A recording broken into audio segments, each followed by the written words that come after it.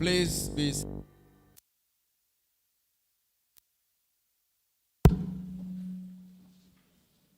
May I?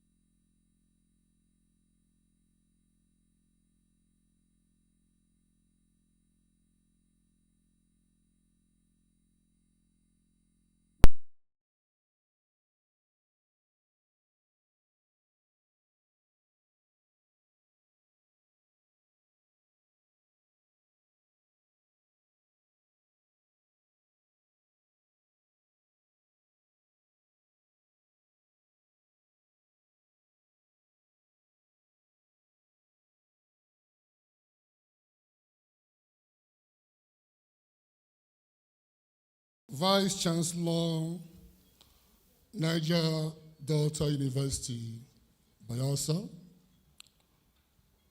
Deputy Vice Chancellor, Academics. Deputy Vice Chancellor, Research and Development.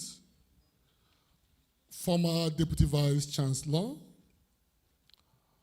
Members of the Governing Council. Principal officers of our university. Provost, College of Health Sciences, former Provost, College of Health Sciences, Dean, Graduate School, Dean, Faculty of Social Sciences, Deans of other faculties, Heads of departments, distinguished professors, Director of Centers and Institutes, the family of our inaugural lecturer, visiting academics, and colleagues.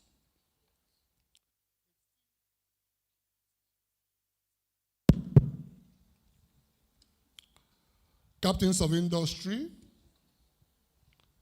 cherished friends and guests, unique students of Uniport, members of the press, distinguished ladies and gentlemen. On behalf of the Governing Council, Senate, management, staff and students of our university, I warmly welcome everyone, especially our esteemed visitors. Your presence here today is not just a testament to the significance of this event, but also a reflection of the honor and the privilege we all share in being part of the academic tradition. We deeply appreciate your participation and contributions to our academic community, which are invaluable to the success of this event. Regrettably, Our ninth Vice Chancellor, Professor Owunari Abraham Georgewill, is unable to be with us today. He has entrusted me with the honor of representing him and extending his warm regard to you all. Today's inaugural lecture is unique because it is the first in the series in 2025. Hence, to our numerous stakeholders and visitors, let me wish everyone a happy new year. Today is another day of academic harvest. We are gathered here today to delve into a topic of immense cultural, contemporary, and scholarly significance. By sharing the results of our academic journey and research with the public, we are fulfilling our third mandate, which is community service. I'm not particularly surprised that the lecturer chose to speak on his chosen topic. The reason is simple. He is not only a professor of political and administrative studies, which is the bedrock of politics, but has also spent time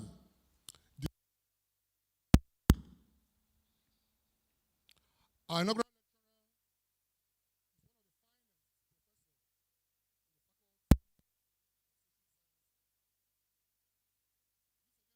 by excellence and a distinguished academic. On this note, I urge you to sit back, relax, and prepare to be enlightened by an academic giant and a pastor of the Redeemed Christian Church of God. Today, we have the unparalleled opportunity to witness the delivery of the 195th inaugural lecture of the University of Port Harcourt, titled Power, Predator, and Praise. This is a unique and privileged moment, and we are indeed fortunate to have Professor Fidelis Allen as our speaker. Thank you very much.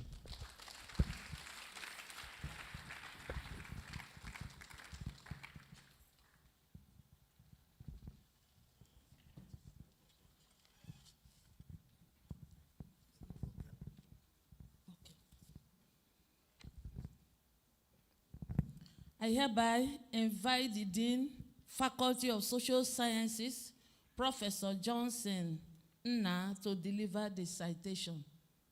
The Deans.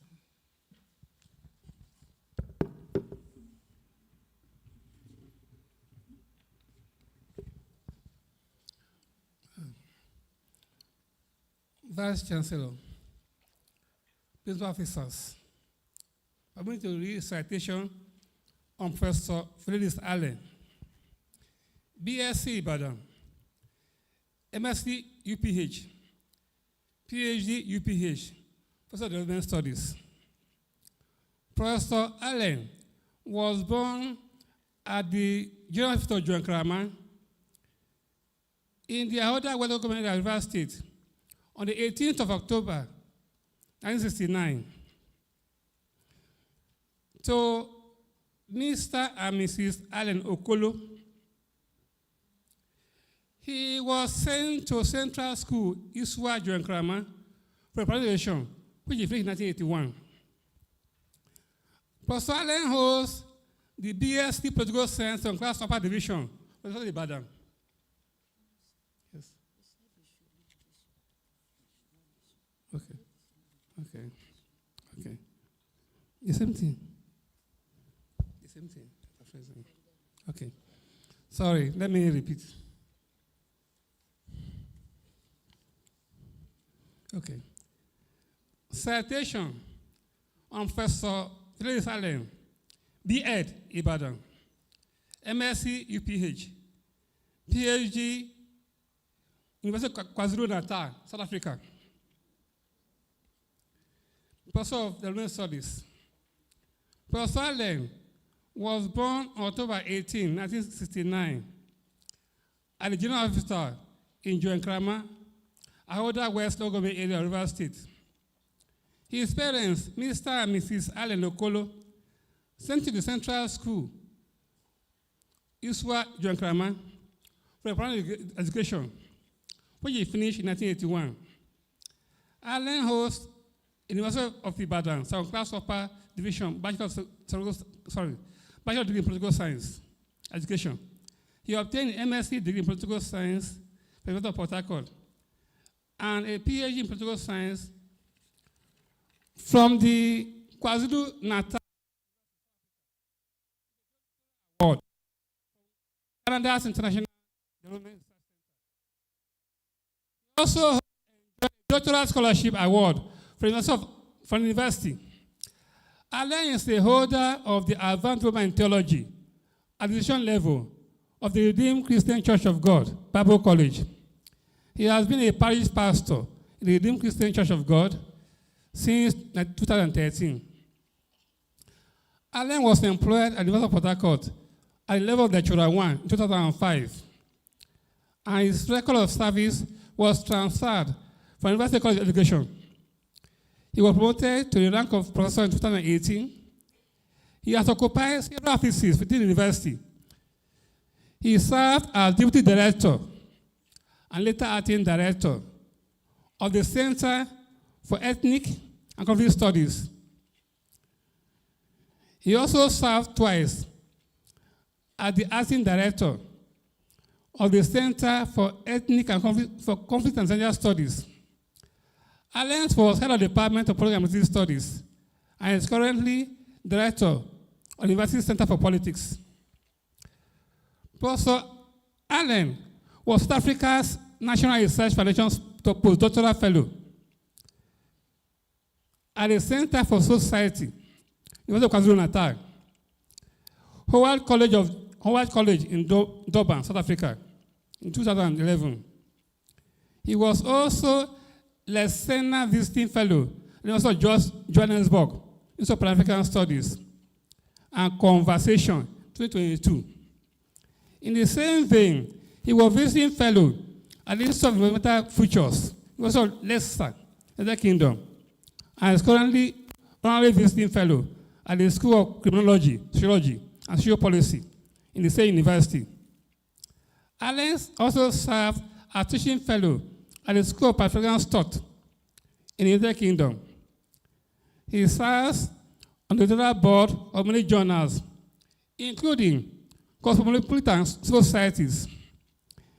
He is a member of the Nigerian Protestant Association, MPSA, member of the Nigerian Protestant Association, IPSA, and member of the Protestant Association, MPSA, Chicago. Allen is happily married to Grace Isodiki Allen, and they are blessed with 3 sons, namely Oniso Buama, Bilero Niso, and Oniso. I bring to you Professor Fidelis Allen, a Inaugural lecturer. Thank you.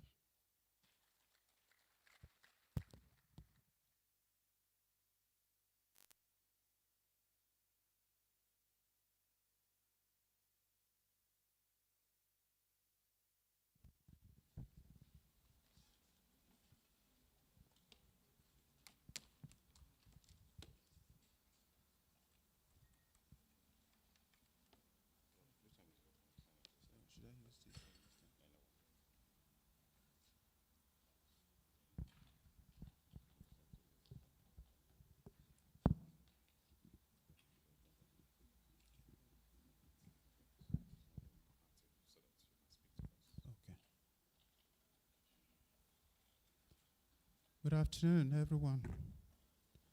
Good afternoon.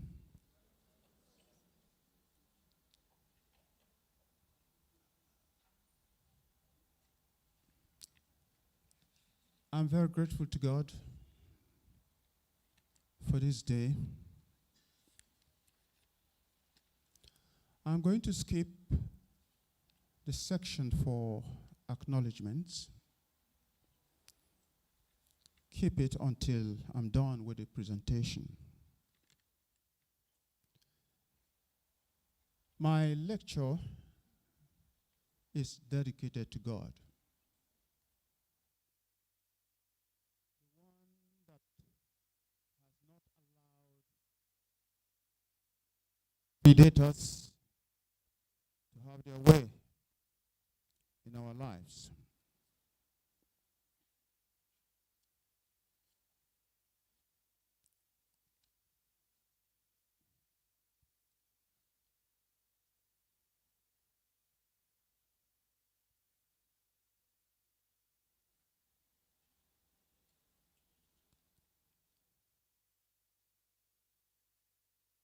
Vice Chancellor, sir, permit me to start my lectures by expressing my profound gratitude for the rare privilege of joining the highly esteemed team of inaugural lecturers at our great university. I'm the sixth from the Department of Political Science, Political and Administrative Studies. I've had the privilege of reading some of the delivered by my predecessors. I'm very grateful to some of them. They also taught me.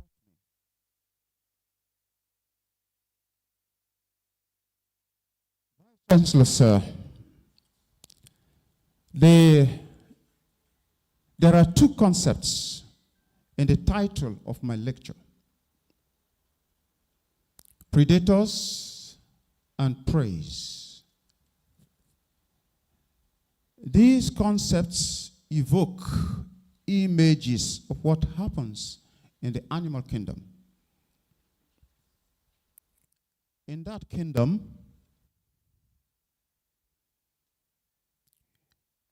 predators are constantly or regularly hunting for praise. And praise are regularly struggling to evade predators. So in that kingdom, there is a power relationship that is based on pursuit of interest. Predators usually are narrow-minded.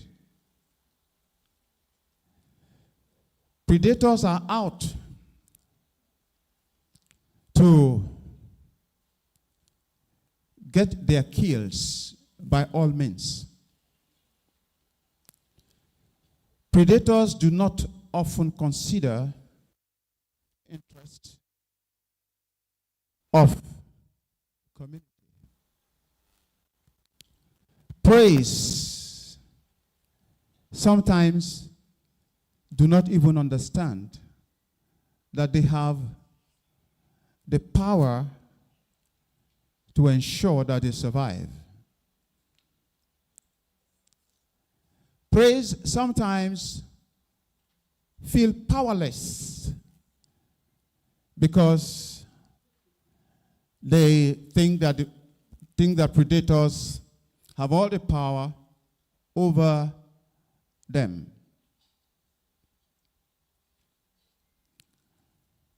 Vice Chancellor, sir, this description of the relationship between the predator and prey in the non-human world relates closely with what happens in the economic, social, political, and environmental world.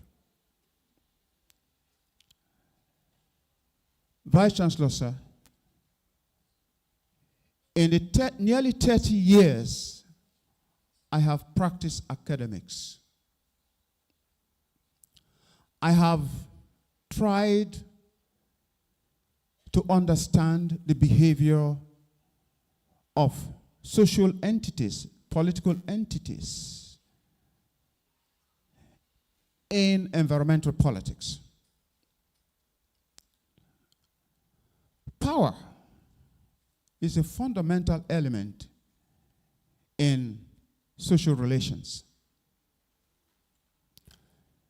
Bertrand Russell, a very famous political scientist, would tell us that power is the ability to produce intended effects. Power is basic to human relations. In fact, power defines our existence. Power is the fundamental element in any atmosphere in society. Power is the fundamental factor in any environment that has to do with struggles for change, struggles for survival. Power has many dimensions. Power can be seen as domination. It can also be seen as empowerment. In fact, political scientists have so many ways of explaining the power phenomenon, and the debate is huge. So from any angle that you look at power, there is an aspect of society, there is an aspect in human relations that captures that dimension of power.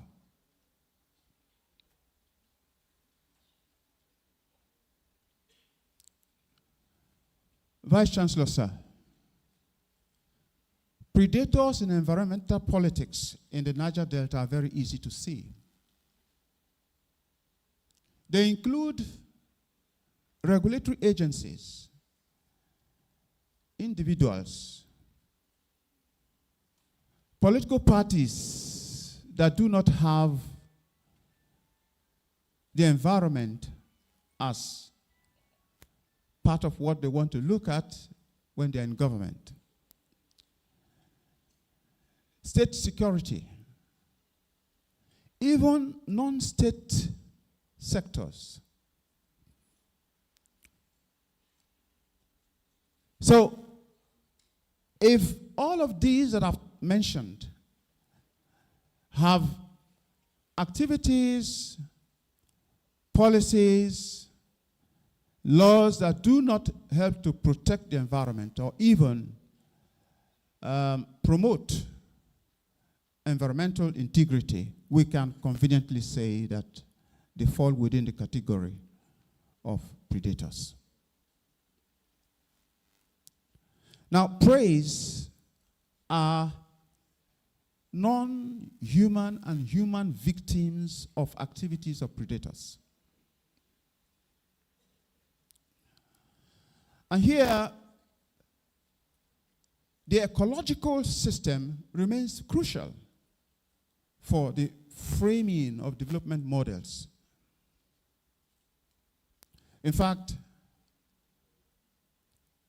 it is increasingly becoming clear that without the environment, it is difficult to effectively discuss development, which means that the integration of environmental issues in development matters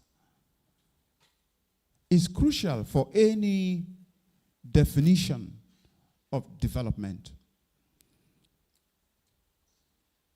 Vice Chancellor, sir, in the Niger Delta, we have predatory corporations.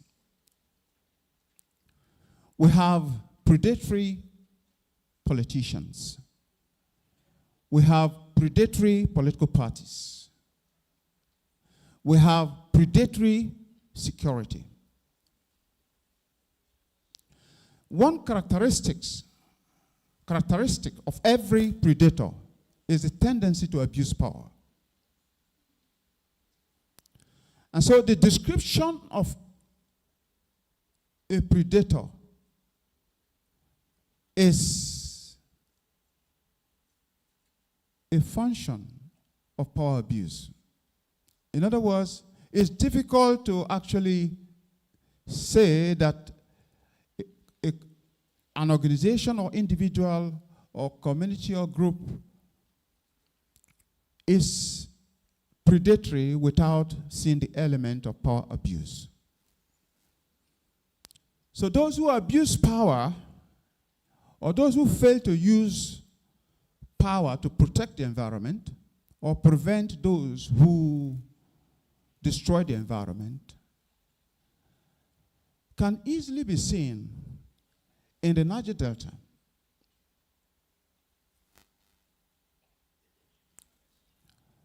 Vice Chancellor, sir, in 1995,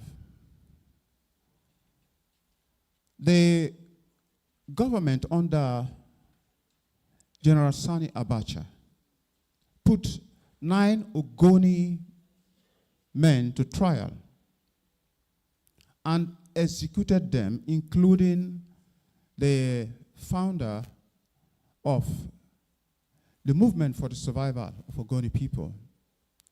That was a clear demonstration of a predatory state in Nigeria. A predatory state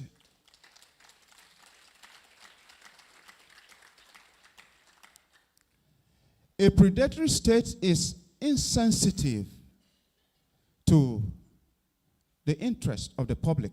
And at the time, globally, this was condemned.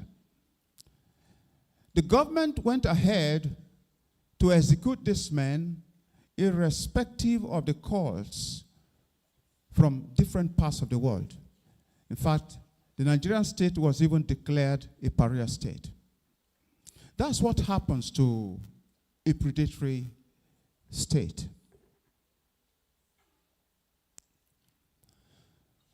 Vice Chancellor, sir, I have mentioned the predators in the Niger Delta when it comes to environmental issues.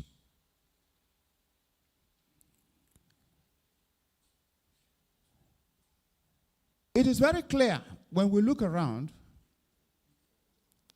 we will see the victims of predatory activities of the state, corporations, communities, even those that are involved in illegal oil refining are part of the predators. Because they do not give regards to the integrity of the ecological system. And so we also find that the local economy, or the economy of communities where these predatory activities happen, are also victims in terms of the impact that these predatory activities have on means of livelihood.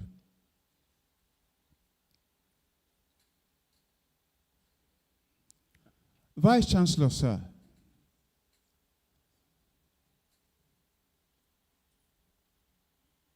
in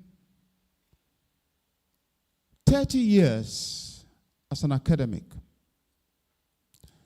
it was in 2010 that I started rigorous effort to understand the behavior of environmental social movements as centers of power, as centers of power providing a conceptual background for the understanding of how formal power can be challenged in matters that are very critical regarding the environment. And so it all started with my contribution to the maiden edition of the International Political Science encyclopedia. In that edition, I tried to explain environmental social movements and social change. I tried to provide some initial theoretical entry into the study and understanding of environmental social movements. Using the Niger Delta, incidentally, I've had opportunities to be with groups in different countries in Africa, communities that are affected by predatory activities of the extractive industry operators, especially fossil fuels. For example, in Tanzania, in Uganda, in Togo, in South Africa.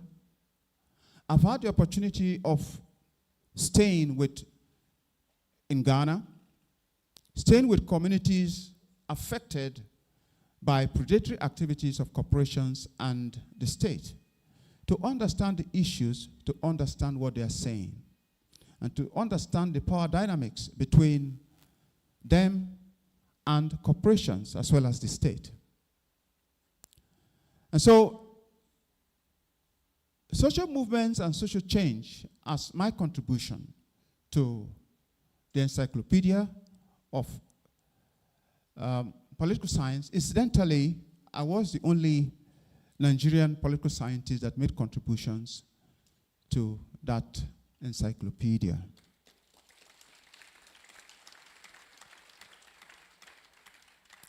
And it was actually supported by the American Political Science Association.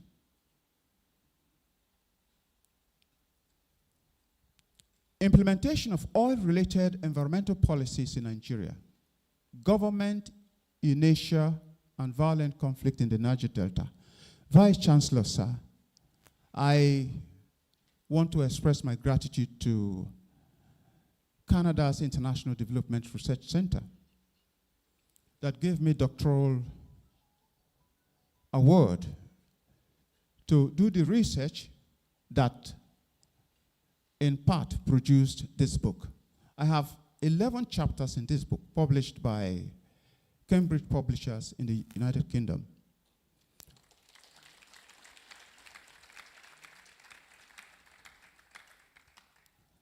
These 4 chapters emerged from the research I conducted with money provided by Canada.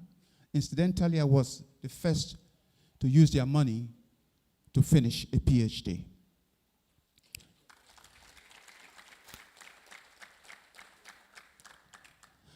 And I want to thank Professor Abubakar Momo of blessed memory, who was in South Africa. He was in his sick bed, but offered to read this manuscript before sending to the publisher.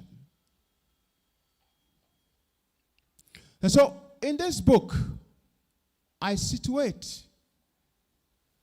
the conflict in the Niger Delta in the context of the failure of regulatory power to protect the environment.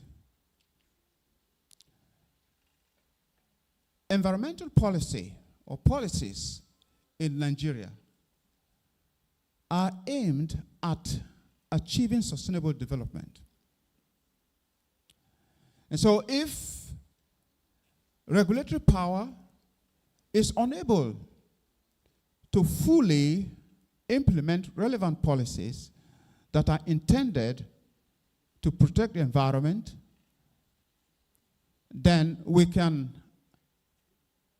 link that failure to the conflict that we have seen, the oil-related conflict we have seen in the Niger Delta.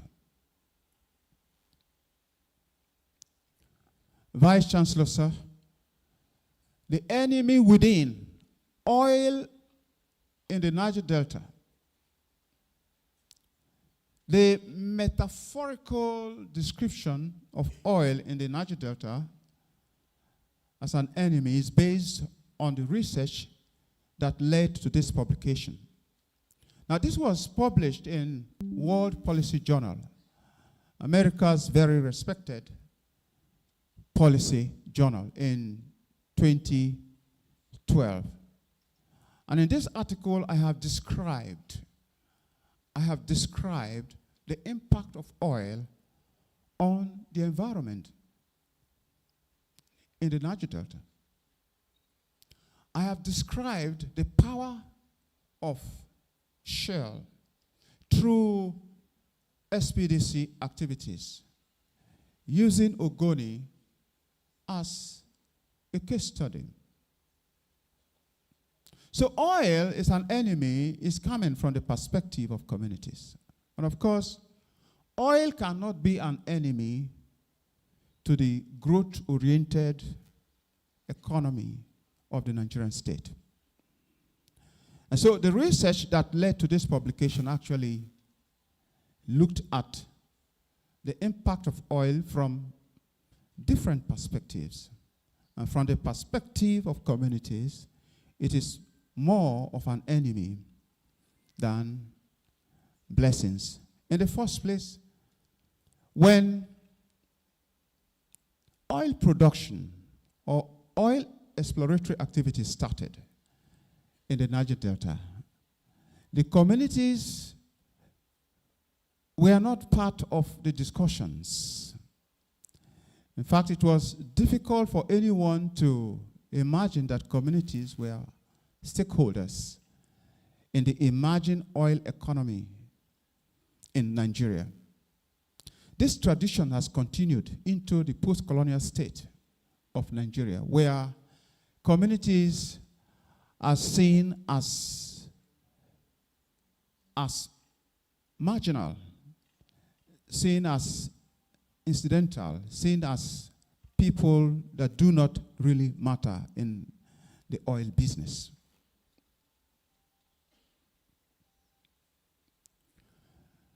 The state of climate justice movement in South Africa, published in Capitalism, Nature, and Socialism in 2015. This publication was also the result of active, participatory, and ethnographic studies that I carried out. I want to also thank the National Research Foundation of South Africa that provided the money for me to study environmental groups in South Durban and the Niger Delta. This article benefited from United Nations Framework Convention Conference of Parties that held in 2011 in South Africa. I was at the Center for Civil Society in the School of Built Environment and Development Studies and had the opportunity to be with several groups in South Africa, including communities, looking at the issues they were dealing with, and then looking at the Niger Delta. So it was some kind of comparative study that eventually led to this publication. I also want to thank the university for the additional time it gave me, the University of KwaZulu-Natal, to extend the studies and do more interviews and observation of what was happening in South Africa at the time. Niger Delta oil flares, illegal pollution, and oppression. Now, this was a publication that was funded by EJOLT. EJOLT is Environmental Justice Organizations, Liabilities, and Trade. And we had several countries in Africa that we looked at. We had Mozambique, we had Tanzania, we had the DRC, we had South Africa, we had Nigeria. The article argues, this report argues, that market solutions to the problem of climate change creates predators and preys. I came from the angle of Nigeria looking at the clean development mechanism. The clean development mechanism is a market solution to meeting sustainable development goals and climate change goals. At least this is what the Climate Change Executive Board at the United Nations has declared about the importance of clean development mechanism. Now, in the case of Nigeria,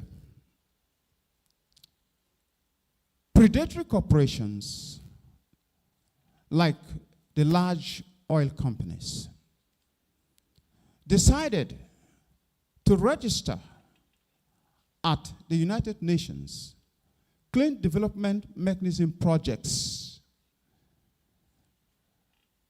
that do not necessarily result in emissions reductions. My argument in this report is that these large corporations make dubious claims about what they have achieved through clean development mechanism projects. They claim to have achieved significant reduction in greenhouse gas emissions through gas flare projects. And they had 2 major gas flare projects at the time of this report. This report was released. Companies were asked to respond to the contents of the reports. 4 large corporations that were invited to respond to the reports did not. In fact, silence means yes, I'm told, in law. So that was the situation, which meant that these large corporations knew that they were earning illegal money from their clean development mechanism projects. The clean development mechanism project is about earning certified emissions reductions credits for embarking on projects that have been assessed to have the capacity to reduce greenhouse gas emissions, which is responsible for the climate change that we talk about today. But in this case, whereas there are countries with significant stories about how clean development mechanisms have helped to reduce emissions in southern countries. In the case of Nigeria, the large corporations have made dubious claims. And those who have lost, or the victims, are the local people who continue to suffer impact of oil activities in the Niger Delta. And so it is illegal. In the first place, these corporations ought to have ended gas flaring a long time ago. But they now use these projects as instruments of earning money from the United Nations. Vice Chancellor, sir, the predatory activities of large oil corporations in the Niger Delta cannot be denied. Climate justice-driven social movements, alternative development forces, or agents of change. So this is an article that was published as a chapter in a book. with the title Rethinking Development. Environmental issues remain critical in the definition of development and the approach to development. Vice Chancellor, sir, Nigeria has relied on growth as the policy and theoretical guide for change in this country. Studies have actually shown that growth is different from development. So what growth does not take care, does not address, is development in terms of people-oriented change, the changes that affect the well-being of people. It is possible to have growth, but growth does not necessarily translate into development. Politics of state, oil, multinational alliance, and security response. Vice Chancellor, sir, this is a book chapter that was published by Elsevier Academic Press. I argued in this chapter that oil has political, social, economic, and environmental character. The relationship between oil, politics, economy, and environment is clearly seen in the behavior of actors in the environmental politics of the Niger Delta and Nigeria at a broader level. So this relationship reflects power and capabilities. The failure of power to ensure that the extractive industry does not create the damage that we have seen over the years is the result of the power that has been at work. Vice Chancellor, sir, predatory oil activity has a lot of influence on state power, on regulatory power, which is why it is difficult for many African states to regulate the activities of predatory corporations. And of course, we are moving deeper into the extractive sector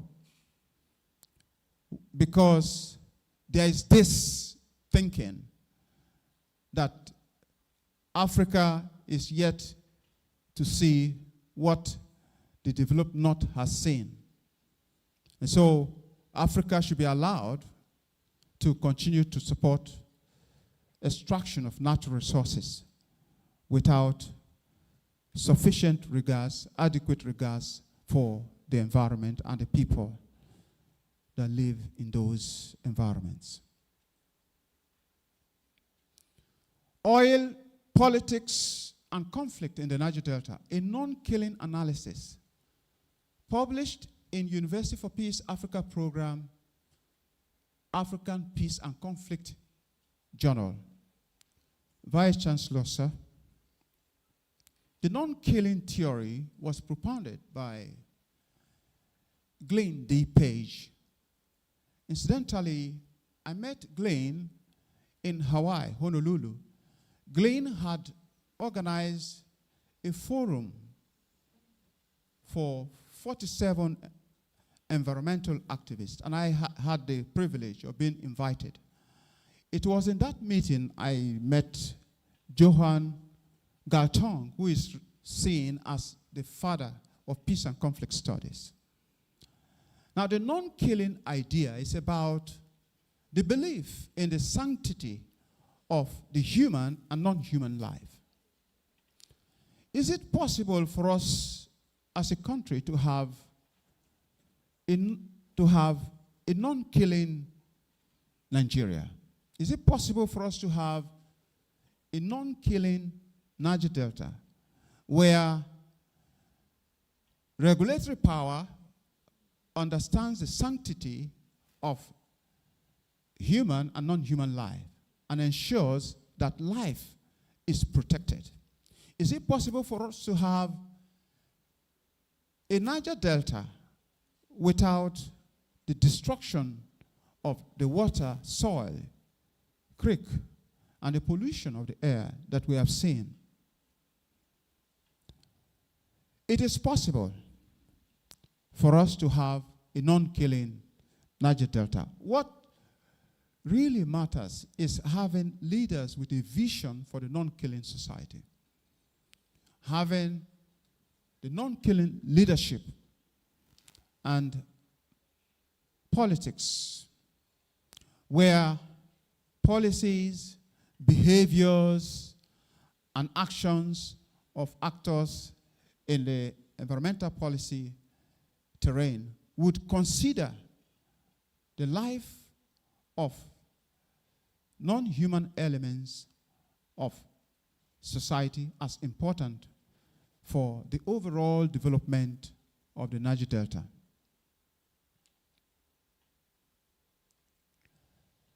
The Effective Mediator, a complete guide for practicing mediators. It was published in Adjudication and Other Strategies of Conflict Resolution in Nigeria. Essays in honor of Honorable Justice Chikwene Ichegbo Uriri. Incidentally, the editor of that book is here, the director of the River State Multi-Door Courthouse. Let me quickly say that the justice system in Nigeria is changing. The justice system is beginning to integrate alternative dispute resolution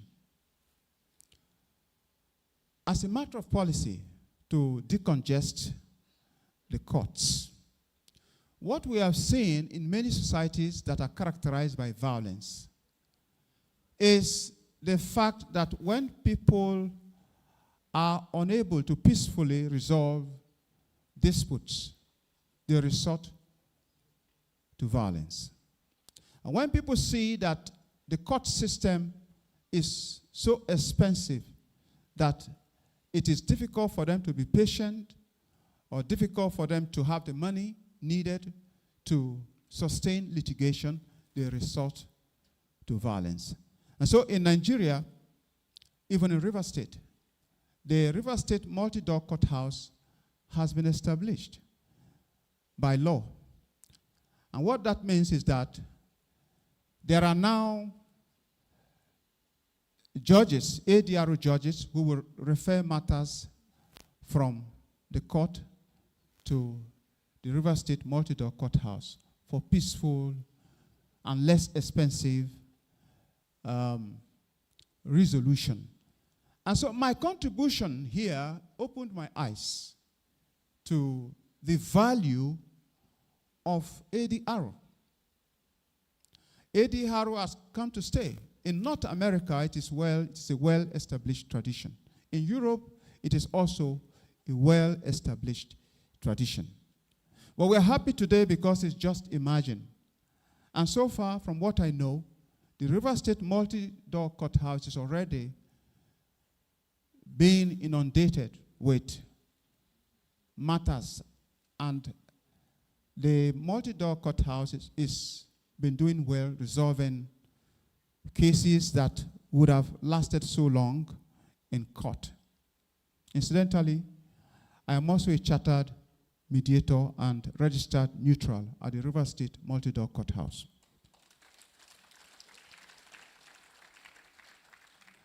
And I can clearly relate my publication and what I know today about ADRO to the role I have played helping to resolve disputes between communities and predatory corporations. Police brutality in Nigeria Political Contest and Forms in Political Economy of Policing in Nigeria, Volume 1. This book was edited by my colleague here, Dr. Destiny, and is a chapter that clearly identifies the drivers of violent conflict in Nigeria. I looked specifically into the brutality of the Nigerian police. Incidentally, there has been reforms. The Nigerian police is undergoing some reforms since the protest, the last but one protest that threatened the Nigerian state. Vice Chancellor, sir, violence, politics, and food insecurity in Nigeria, in global food politics and approaches emerging research opportunities. I have a few minutes to conclude. Let me quickly say, this is a book that was published, and it's not the only book that I published with my former PhD supervisee. In fact, the book, one of the books I published with him on development models, decolonial development models, is selling. It was published by Lexington Books in the United States. Let me quickly say that there's an aspect of my work, decoloniality, and that has to do with decoloniality matters in addressing the problem of climate change, conflict, and development. I had the privilege of leading a study for 4 organizations. In fact, it was that study that helped them to frame their intervention in communities in the Niger Delta, Senegal, and Togo. And it was also the theme of my research at the Institute of Pan-African Studies and Conversations. It was also the theme of my fellowship at the Institute of Environmental Futures at the University of Leicester in the United Kingdom. My trip to these places resulted in publications that dwelled on decolonial climate change. And the truth is, as of today, climate financing is difficult to achieve in Africa. So what can we do? Africa can do something about responding to the climate crisis. Can we deploy, can we look at decolonial approaches? I spoke to a few students at the University of Leicester in the United Kingdom, asking them, do you have ideas about how local people respond to climate change in your environment? Decoloniality was a kind of strange concept for them. So that gave me an impression that climate literacy among students in the United Kingdom is a bit low. It's a bit low compared to what is happening in a place like Nigeria.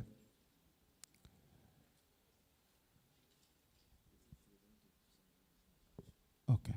Let me conclude and then move on to the acknowledgement section. Vice Chancellor, sir, at this time,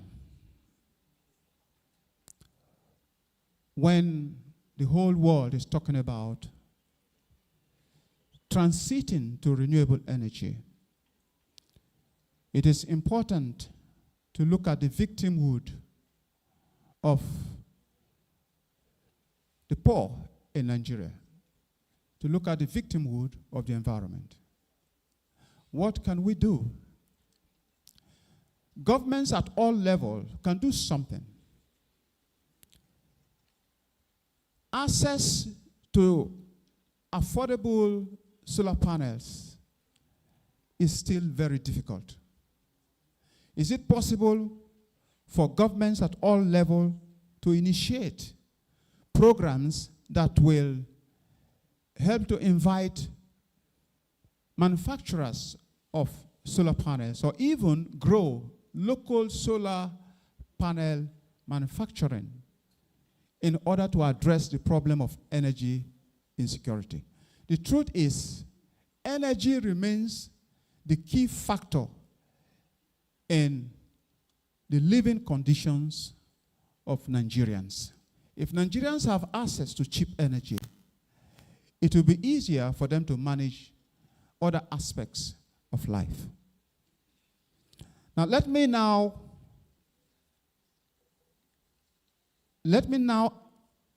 acknowledge a few persons. Well, let me start by saying that I cannot thank God enough for this day. My deepest gratitude goes to my parents, Mr. Allen Okolo, of blessed memory, and Mrs. Oibonano Allen Okolo, also of blessed memory. I remain profoundly grateful to my wife, Grace Isodigi Allen, and my children, Onisubwana, Beloniso, and Onisokinye. I extend my thanks to the Vice Chancellor of the University of Port Harcourt, Professor Sir Honorary Abraham Georgewell. In fact, I want to thank the previous Vice Chancellors as well, and I want to thank the University of Port Harcourt for giving me the platform to grow as an academic. My sincere appreciation goes to the Deputy Vice Chancellor Administration, Professor Clifford Obiyo Oforum, and the Deputy Vice Chancellor Academics, Professor Kingsley Owete. I am grateful to the Deputy Vice Chancellor Research and Development, Professor Yopu Minakari Simlai. I also acknowledge the support of the Registrar, Dr. Gloria Obiageri Chinda. I must acknowledge the support of my elder brother, Daniel Allen Okolo, and express my gratitude for the prayers and support of my other siblings, Gloria, Honesty, Insabasi, Rachel Allen of blessed memory, Violet Allen, Sukareba, Abome, Favor, Samuel. Special thanks go to my brother-in-law, Assistant Superintendent of Police, Insabasi, Honesty, retired.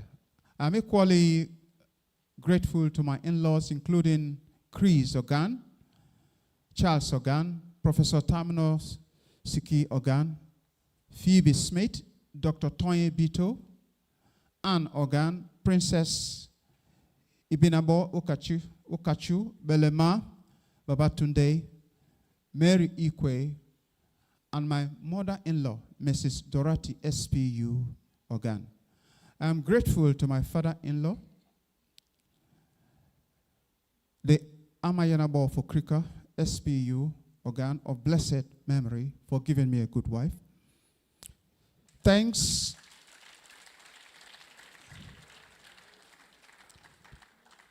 are also due my co-in-laws, Engineer Ifeanyi Okachu, Engineer Benga Babatunde, and Professor Emmanuel Bito. I appreciate the love and support of my aunts, Lumeza Dandi, Mamizi, Paulina Evans, Darlene Ogbapo, Mrs. Rebecca Clement, and all their children. I can't mention all their names. Many of them are overseas. I am grateful to the head. Okay. So my gratitude also extends to my senior pastor in the Redeemed Christian Church of God, the pastor in charge of Province 21. He is here. Pastor Locke, he is here. And then I want to also acknowledge the presence of the Oklomi Bay of Engene.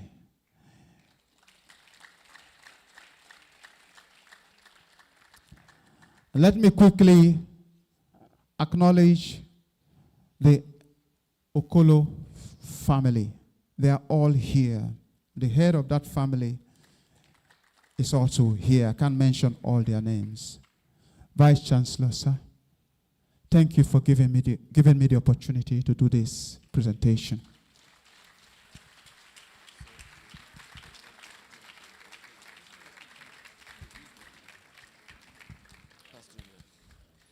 Another big round of applause.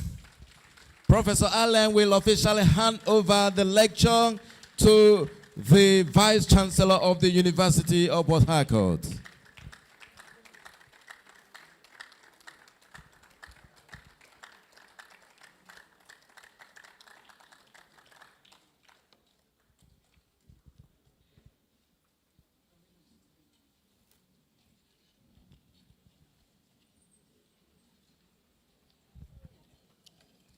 I hereby invite the Deputy Vice Chancellor, Administration, Professor Clifford Offram, to make his closing remarks.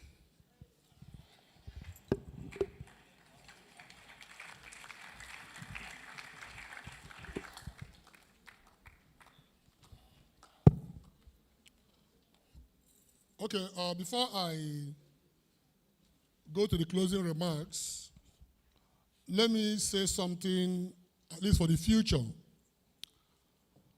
Inaugural lecture, especially of this university, is something approved by Senate. And Senate has time for inaugural lecture.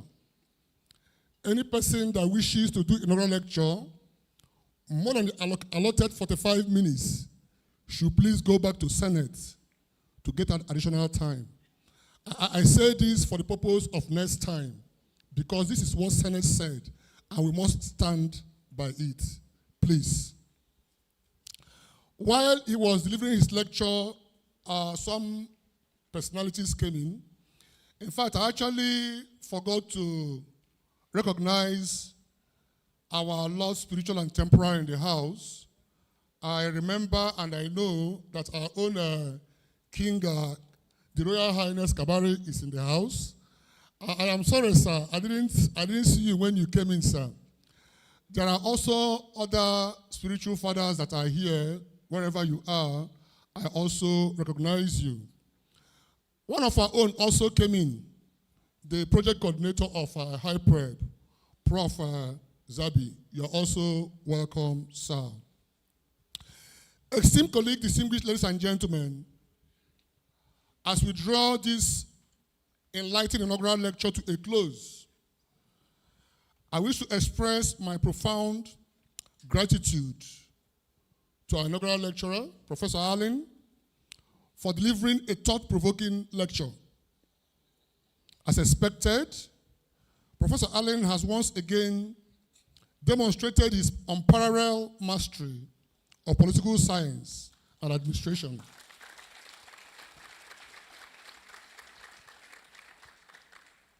His approach was so straightforward and engaging that even those who were not political scientists could easily follow his discussion. We are fed by a true academic giant whose expertise we were privileged to witness today. He started by depicting the concepts in his lecture, predator and prey, to what we all know about the animal kingdom. For the prey to survive, he must develop agility and dexterity to evade predators. Again, for the predators, killing the prey is not only a means of survival, but also a means of preserving their generation and species. The lecturer did not waste time likening predators in environmental politics in Nigeria to the issues in the Niger Delta region. He quickly pointed out the difference between the power exercised by oil companies, governments, and government agencies, whom he likened to be predators, and those powers exercised by community and community leaders. According to him, government agencies are endowed with regulatory power, that can be used to address environmental problems. However, our inaugural lecturer still cast doubt on the extent to which such government agencies have addressed these environmental issues.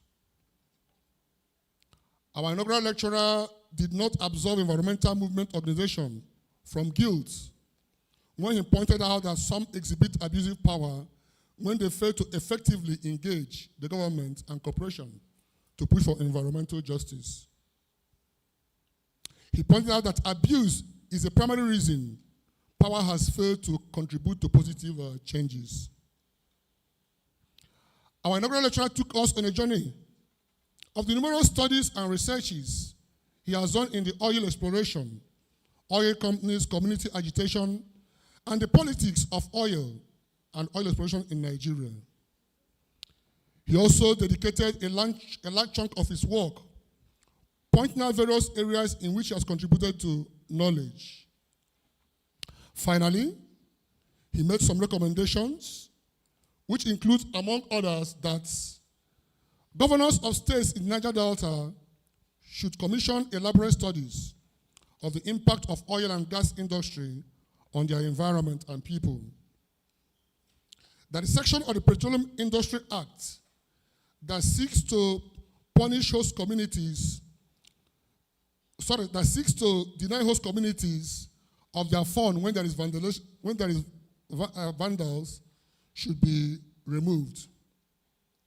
In addition, he also wants governors to seek better access to ecological funds so that they can address some environmental and ecological issues.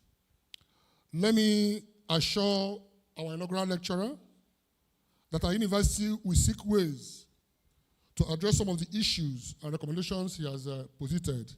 However, I would also like to remind you what our 7th Vice Chancellor just said a few days ago during his valedictory, that professors should seek grants that can enable them to address some of these issues using their own formed centers. Before I conclude, I would like to express my heartfelt gratitude to all those who have contributed to the success of today's inaugural lecture. On behalf of our Vice Chancellor, I'm pleased to announce that Professor Allen has been admitted as a professor at the University of Port Harcourt. Thank you.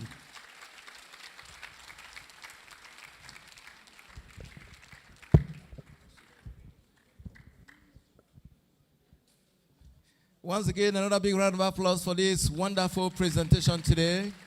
We thank you immensely for finding time to be here to rejoice and to celebrate with us for the 195th inaugural lecture of the University of Port Harcourt by Professor Allen, who is also the Director, Center for Politics, University of Port Harcourt. Thank you. We also like to inform us that, as tradition demands, the university has graciously prepared a very sumptuous cocktail in honor of the inaugural lecturer, his immediate family, and the professors that are here today. And the venue is where we usually meet. So we want to thank you for coming, and also like to inform us that provision has been made for everyone. So please don't be in a hurry to go back to your houses, otherwise the food will be wasted. So please ensure you get at least a bouquet, or how will I put it, a meal before you leave here. Thank you very much. Let me also inform us that immediately after the recession, there will be a group photograph at the entrance to the complex. So please don't be in a hurry. Thank you very much. May I respectfully invite us to rise on our feet as we take the university anthem, followed by the national anthem. Please, no movement while the songs are going on, please.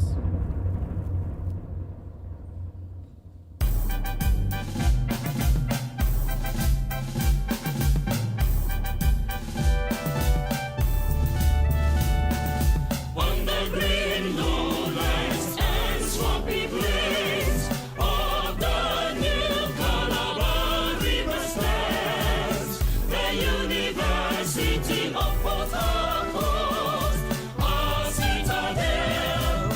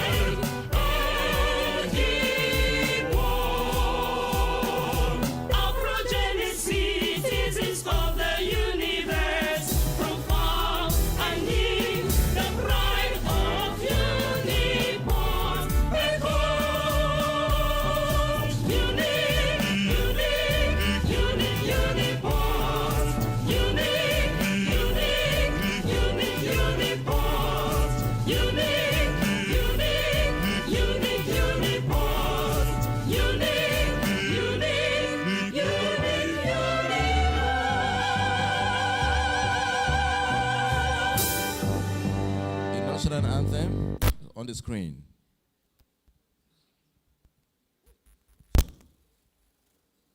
Standing wherever you are, we shall get a great song, instrumental music. Then the Vice Chancellor will be the first to move. The principal officers of the university and the professors here before others will depart. Thank you.